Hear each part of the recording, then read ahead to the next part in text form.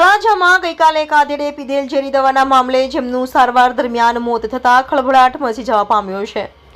ભાવનગર જિલ્લાના તળાજા તાલુકાના જૂના શોભાવડ ગામ ખાતે રહેતા દીપકભાઈ ખીમજીભાઈ સોસા ઉંમર વર્ષ 41 ઉપર તમે દારૂ કેમ પકડાવ્યો છે તેમ કહી અન્ય કેટલાક વ્યક્તિઓએ હુમલો કરી ઈજા પહોંચાડી હોવાની ફરિયાદ તળાજા પોલીસ મથકમાં દાખલ થઈ હતી।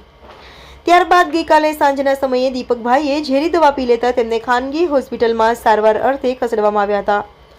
તેઓએ મીડિયા સમક્ષ એવા આરોપ લગાવ્યા હતા કે આરોપીઓ ફરિયાદીને શારીરિક તેમજ માનસિક ત્રાસ આપતા હોય, જેના કારણે તેઓએ ઝેરી દવા પીધી છે અને ત્યારબાદ તેઓને વધુ સારવારની જરૂર જણાતા ભાવનગર રિફર કરવામાં આવ્યા હતા, જ્યાં તેમનું સારવાર દરમિયાન મોત થયેલ હોવાની વાત ફેલાતા ચકચાર મચી જવા પામી છે।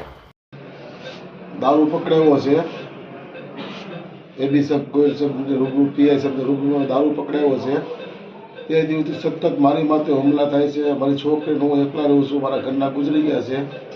સતત 15 તારીખથી મારી અત્યાર સુધી મારી માથે હુમલા થાય છે, મને મારી નાખવાની કોશિશ થાય છે। મારા ઘરની પાછળ દરરોજ 2 હોમગાર્ડ 2 અથવા 3 હોમગાર્ડ બેઠા હોય છે।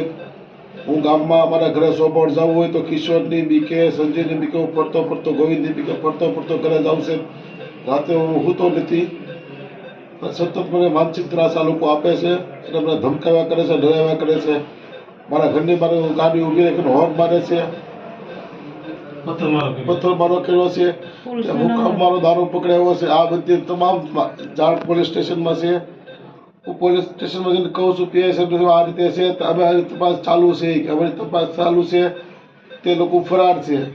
પીઆઈ ગોયલ સાહેબ કે તે લોકો ફરાર છે, મારી નજરે ચડે છે, ગોવિંદ મારી નજરે છે, સંજય મારી નજરે છે, કિશોરને પણ હું તળાજામાં જોઉં છે, પણ પોલીસ વાળા હાથ મીચોને રમે છે મારી રહે છે અને મને મારી નાખોને પૂરેપૂરું કાવતરું પોલીસ વાળાનું જ છે સાહેબ। એ લોકોને બધી ઘટનાની ખબર છે, એના ત્રાસે મેં દવાનું આ પગલું ભર્યું છે।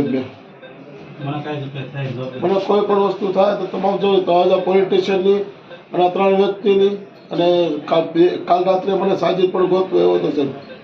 હું હાવ કંટાળી ગયો સાહેબ, આ લોકોનો એટલો બધો મને ત્રાસ, દારૂ પકડાયો કઈ ગુનો નથી કર્યો સાહેબ મેં।